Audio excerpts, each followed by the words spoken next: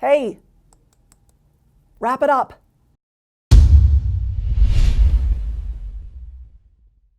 Hi everyone, Lauren Sergi here with another one of your excellent communication questions, and this one is time sensitive. Literally. It's about timing, so let's go. Hi Lauren, thanks so much for all the advice. You are very welcome. It's been really helping, and I'm glad to hear that. One thing I'm struggling with in my talks is my timing. I'm always going over time. I think I'm going to take less time than I have, so I improvise to fill in space, and then I always take too long and have to leave things out. How do I fix this? Can't wait to hear your answer, Jennifer. Jennifer, thank you for this question. Timing is one of the trickier aspects of speaking and presenting, and it's something that can often throw a speaker for a loop. Now, some speakers shrug off timing, but let me tell you right now, it is hugely important. Very few things will annoy an audience faster than someone going way over their allotted time, and it's frankly disrespectful to the person who planned the meeting or event and to any speakers coming after who now need to shorten their talks to get the agenda back on schedule. This is to say that I'm very happy you want to get your talks back on schedule. Getting your timing down is a matter of planning and practice. I know, those are two words people hate to hear, but you cannot skimp on planning and practice because time warps when you're speaking.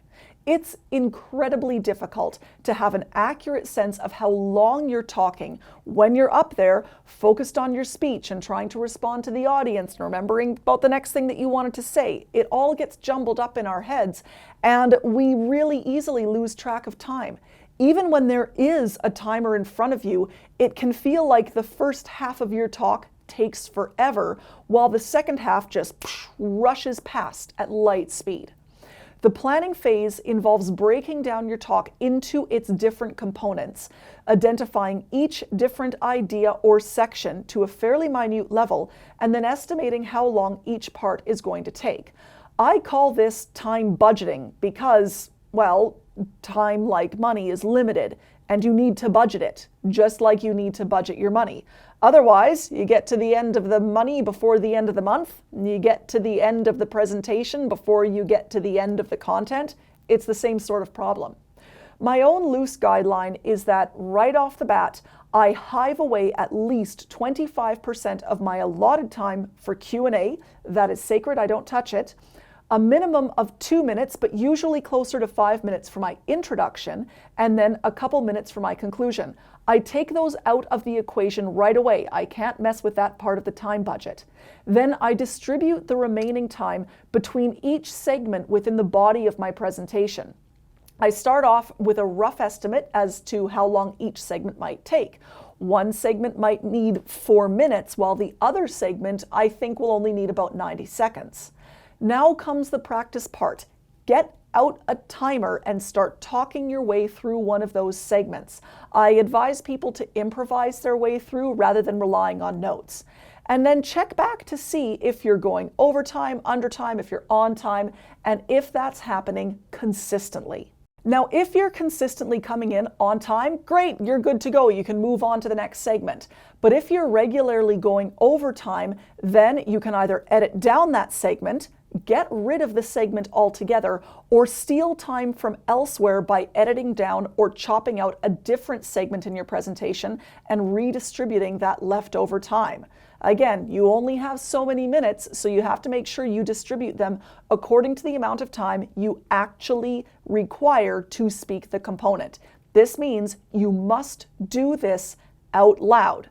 Then rinse, wash, repeat, over and over and over until your timing becomes more and more consistent and you start regularly coming in very close to your planned time.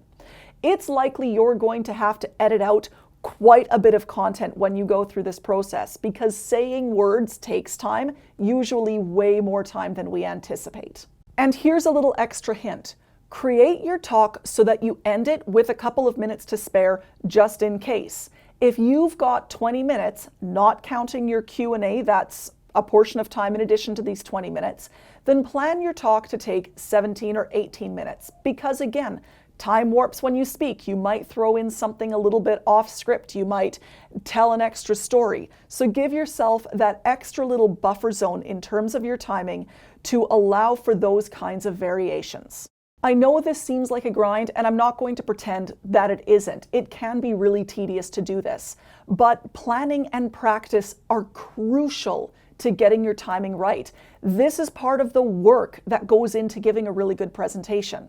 And not only will you get your timing down by doing this, but your whole delivery is going to be more polished, and you'll find it easier to edit your presentations on the fly if some other speaker ends up stealing away time from your presentation by going overtime themselves.